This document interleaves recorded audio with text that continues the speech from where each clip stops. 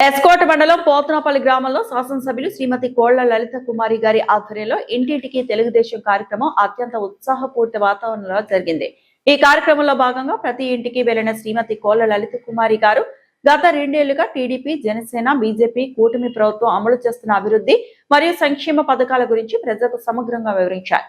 ఈ సందర్భంగా ఆమె మాట్లాడుతూ కూటమి ప్రభుత్వం అధికారంలోకి వచ్చినప్పటి నుంచి ప్రజల సంక్షేమానికి అత్యంత ప్రాధాన్యత ఇస్తూ ఏకంగా 123 సంక్షేమ పథకాలను అమలు చేస్తుందని తెలిపారు. ప్రతి పేద కుటుంబానికి మంచి జరిగేలా ప్రభుత్వం బాధ్యతాయుతంగా పనిచేస్తుందన్నారు. ముఖ్యంగా రాష్ట్రంలో పేదరిక నిర్మూలనే ఏకైక లక్ష్యంగా ముఖ్యమంత్రి నారా చంద్రబాబు నాయుడు అహర్నిశలు కృషి చేస్తున్నారని కొనియాడారు. ఒకవైపు సంక్షేమాన్ని అందిస్తూనే మరోవైపు రాష్ట్రాన్ని అభివృద్ధి పదంలో పరుగులు పెట్టిస్తున్నారని పేర్కొన్నారు.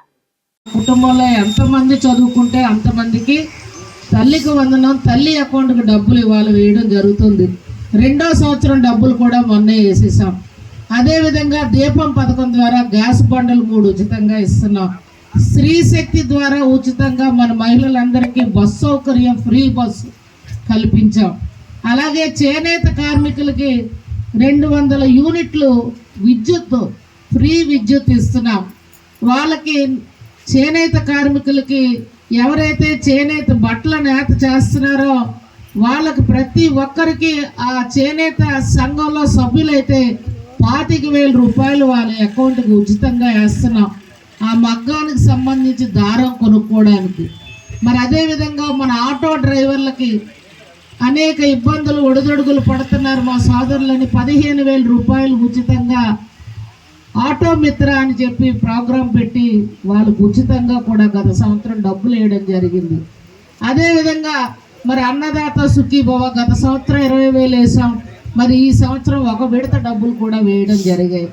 అలాగే అన్నా క్యాంటీన్లు రాష్ట్రంలో 269 అన్నా క్యాంటీన్లు 5 రూపాయలకే భోజనం, టిఫిను పెడుతున్న ఏకైక పేదల కడుపు నిండుగా పెట్టే ఏదైనా ప్రభుత్వం పార్టీ ఉంది అంటే అది కూటమి ప్రభుత్వం. చంద్రబాబు గారు పెద్ద మనసుకు నిదర్శనం.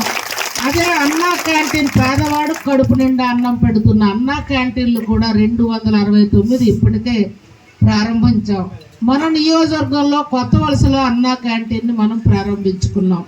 అదేవిధంగా పేదలకి గత ప్రభుత్వం విడిచిపెట్టిన డబ్బులను 5 లక్షల ఇళ్ళకు పేమెంట్లు కూడా వేయడం జరిగింది.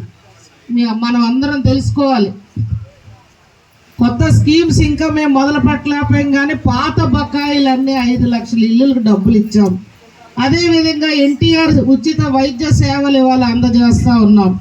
మత్స్యకారులకు ఏటా 20,000 రూపాయలు.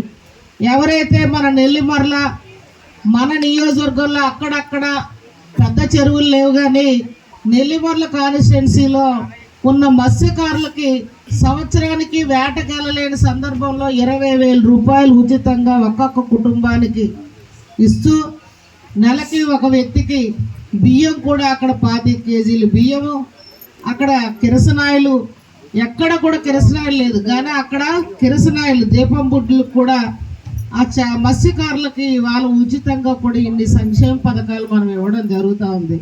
మరి అదేవిధంగా సాగునీటి ప్రాజెక్టులకి పెద్ద ఎత్తున పోలవరం, పట్టిసీమ లాంటి పెద్ద ప్రాజెక్టులకి నిధులు కేటాయింపులు చేసి పట్టిసీమ ద్వారా నీళ్ళు ఇవ్వగలుగుతున్న. జిల్లా దాటి ఎటైనా మనం విజయవాడ వరకు వెళ్తే ప్రధాన రహదారులు ఎంత బంగారంలా ఉన్నాయో మనం కూడా చూస్తూ ఉన్నాం.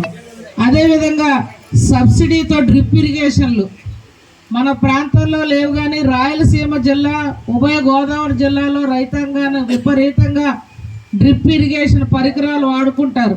మన ప్రాంతం కూడా నీటి వనరులు ఉన్న దగ్గర అక్కడక్కడ 1-2 మనం రైతాంగం ముందుకు వచ్చారు. మరి అదేవిధంగా కరెంటు ఛార్జీలు మనందరికీ తెలుసు, గత ప్రభుత్వంలో 13 సార్లు కరెంటు బిల్లులు పెరిగాయి. మన ప్రభుత్వం వచ్చిన తర్వాత, కూటమి ప్రభుత్వం వచ్చిన తర్వాత ఎక్కడ కరెంట్ అనేది పెరగకుండా రాష్ట్ర ప్రభుత్వం నాణ్యమైన, నికరమైన కరెంటును ప్రతి ఇంటికి, రైతుకి ఇవాళ ఇస్తూ కరెంటు బిల్లు పెంచకుండా ఆ కరెంటు భారం ప్రభుత్వమే భరిస్తూ ఇవాళ ముందుకు వెళ్తుందా లేదా మా మహిళలంతా ఒక్కసారి ఆలోచించాలి. అంటే మనం వచ్చిన తర్వాత ఎన్ని పథకాలు మనకే తెలియవు, ఇన్ని పథకాలు చేసామా అని. మరి అదేవిధంగా ఎస్సీలకు సంబంధించి వర్గీకరణ చేసి సోలార్ రూప్ టాప్ అని చెప్పి వాళ్ళ కాలనీల్లోకి ఫ్రీ సోలార్ యూనిట్లు అనేవి కూడా ఇంటింటికి కూడా పెట్టడం జరిగింది. ఇది నిజంగా. మరి అదే విధంగా మెగా డిఎస్సి ద్వారా 16,800 ఉద్యోగ అవకాశాలు ప్రభుత్వ టీచర్స్గా రాష్ట్రం అంతా కూడా ఎవరైతే మెరిట్ ఉన్న స్టూడెంట్లు ఉన్నారో, ఆ డిఎస్సిలో పాస్ అయిన మెరిట్ విద్యార్థులు ఉన్నారో, మన కుల వర్గీకరణ ద్వారా ప్రతి ఒక్కరికి ఉద్యోగ అవకాశాలు కల్పించిన ఘనత లోకేష్ బాబు గారిదని చెప్పి విద్యాశాఖ మంత్రిని మనం అందరం అభినందించాలి. అదేవిధంగా నెలకు బ్రాహ్మణ అర్చకులకు 15,000 రూపాయలు జీతం ఇస్తున్నాం. ఇవాళ అమ్మ బ్రాహ్మణ అర్చకులకు 15,000 రూపాయలు జీతం ఇస్తున్నాం. మన ముస్లిం ఎవరైతే సోదరులు ఉన్నారో